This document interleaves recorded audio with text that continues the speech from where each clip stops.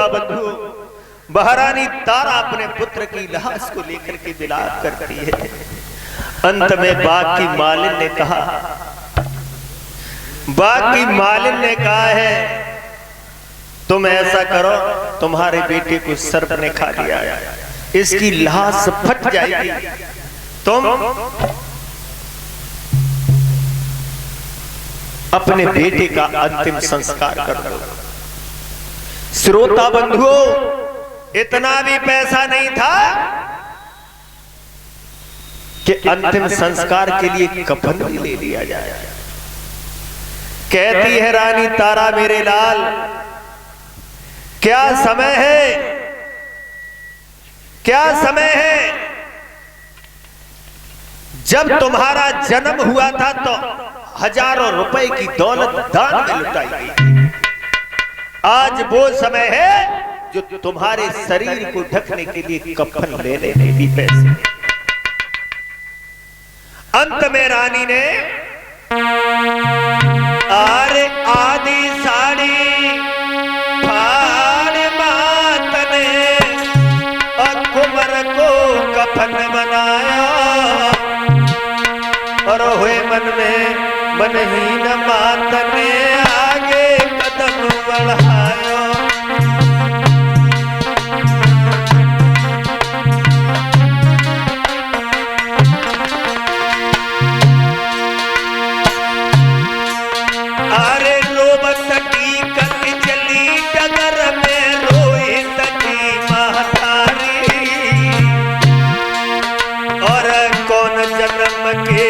पाप भई मेरे जीवन की ख्वारी,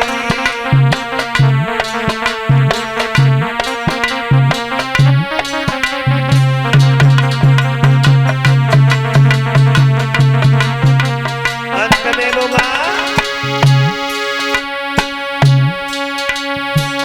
मरगट जाई रही,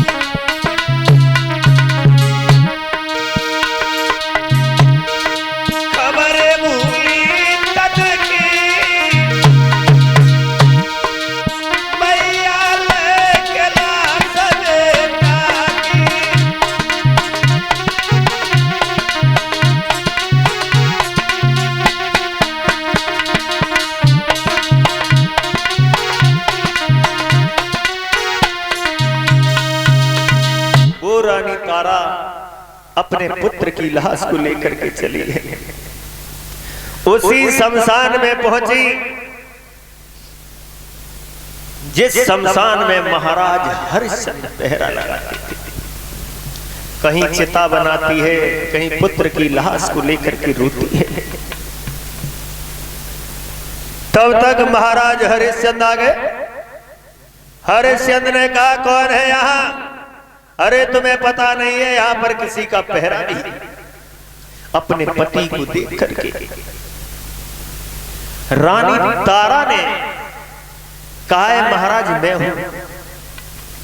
तो हरिश्चंद्र ने पूछा, रानी तारा तुम रात के समय या मरघट में क्या करने आई हो? महारानी तारा ने जैसे पुत्र के मुंह से सोई बेटा के मुख से रे और तीनों कफन हटाई,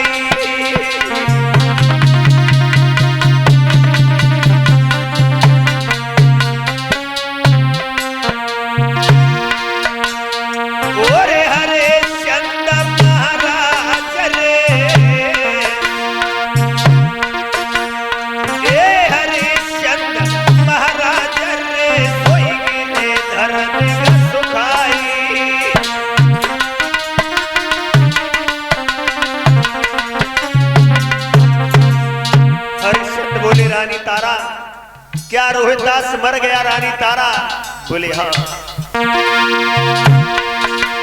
महाराज फूटी गो हम दोन को भागी, ए फूल ले लगो कुमरा कोई न सिगो मेरी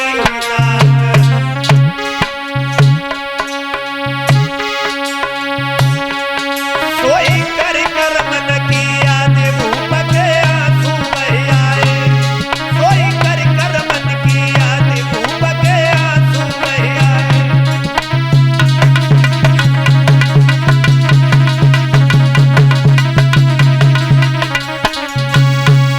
महाराज हरिश्चंद्र पछाड़ खाके गिरे, रोने लगे महाराज हरिश्चंद्र। फिर थोड़ी देर बाद महाराज हरिश्चंद्र को ध्यान आया, अपने कर्तव्य की ओर देखा, लाठी लेकर के खड़े हो गए। कहने लगे, रानी तारा क्या तुम्हारे पास कर का टका है? रानी तारा बोली, महाराज अपने पुत्र का अंतिम संस्कार करने के लिए भी कर का टका मांग रहे हो? महाराज हरिश्चंद्र बोले, रानी तारा अगर ये हमारा पुत्र है तो तुम भी हमारी पत्नी हो। पत्नी उस दिन मैंने कितना कहा था कि घड़ा उठवा दो, तुमने मेरा घड़ा नहीं उठवाया, तो आज से ना मैं तुम्हारा पति हूं ना ये मेरा पुत्र है। एक बात सुनो, क्या? अरे बिरथा लाश धरे मरघट पे रोई रही तारा नारी, कुमार न मेरो नाय तुम्हारे हमारे,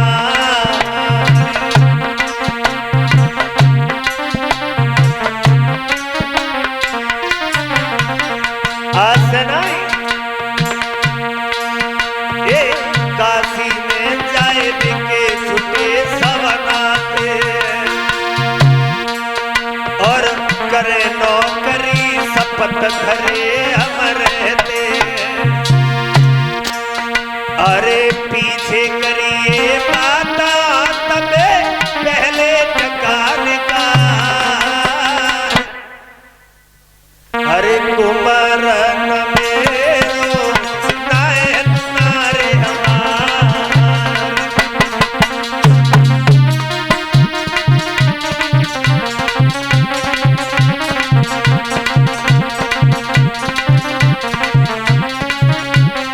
और एक बात सुनो, ये मुर्दा जब यहाँ जले टका दो कर को है, और कालू को है घाट न मेरे घर को है।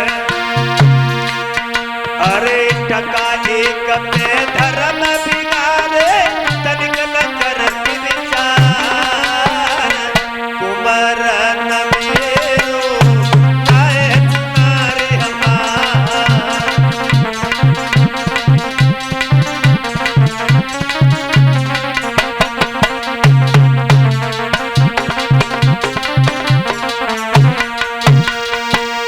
पहले कर का टका दो।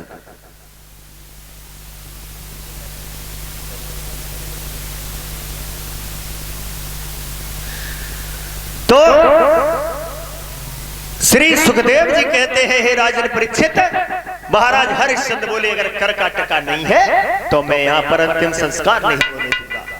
तब तुम्हारा धर्म था, आज हमारा धर्म है।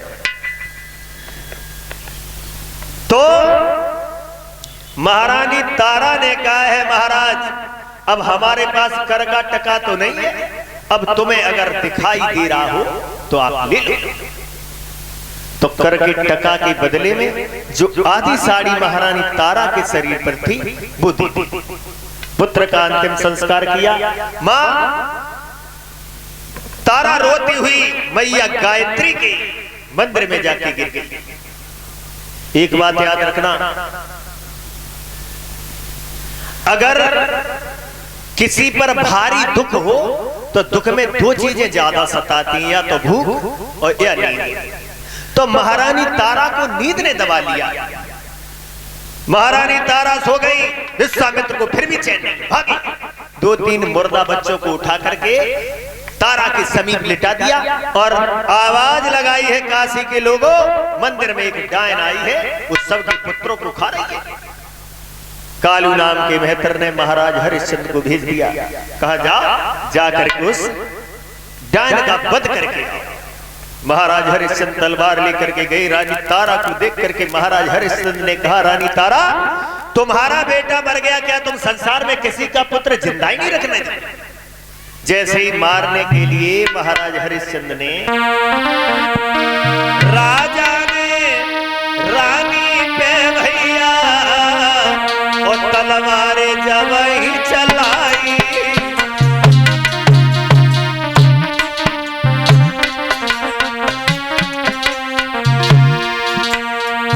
विश्वामित्र ने पीछे से, अरे विश्वामित्र ने पीछे से सोई पकड़ी झपट कलाई। क्या कर रहे हो हरिश्चंद्र, क्या कर रहे हो? ये तुम्हारी पत्नी है। हरिश्चंद्र बोले, तुम फिर आ गए, तुम्हें चैन नहीं पड़ा?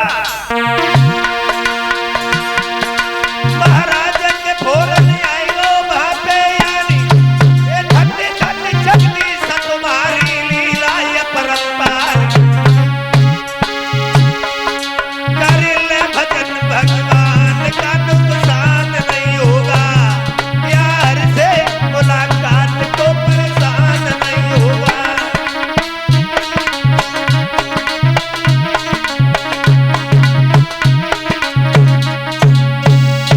श्रोता बंधुओं, विश्वामित्र ने भाग करके पीछे से कलाई को पकड़ लिया। जब कलाई को पकड़ लिया है, जब कलाई को पकड़ लिया है तो विश्वामित्र ने कहा, ये तुम्हारी पत्नी है, ये तुम्हारी परीक्षा हो रही थी। बोले परीक्षा हो रही थी? रानी तारा ने कहा, क्या महाराज इस परीक्षा में मेरा पुत्र भी मारा गया? बोले आवाज लगाओ। आवाज लगाई है तो रोहितास भी वहां पर आ गए। कहा वरदान मांग लो। बोले महाराज हमें ज्यादा कुछ नहीं चाहिए। पहली तो बात यह है कि आपने हमारी इस युग में परीक्षा ली, कलयुग में कभी किसी की परीक्षा लेने मत चले जाना, हो सकता है धोखा में लेने के देने न पड़े जाए। और दूसरी बात, अगर हमें वरदान देना चाहते हो तो स्वामी तना दीजियो, जामे कुटुंब समाए, मैं भी भूखा ना रहूं, मेरो साधु न भूखो जाए। तारा से कहा तुम वरदान मांग लो। तो महारानी तारा बोली, महाराज मैं जब जब मानव देह धर के और जा दुनिया में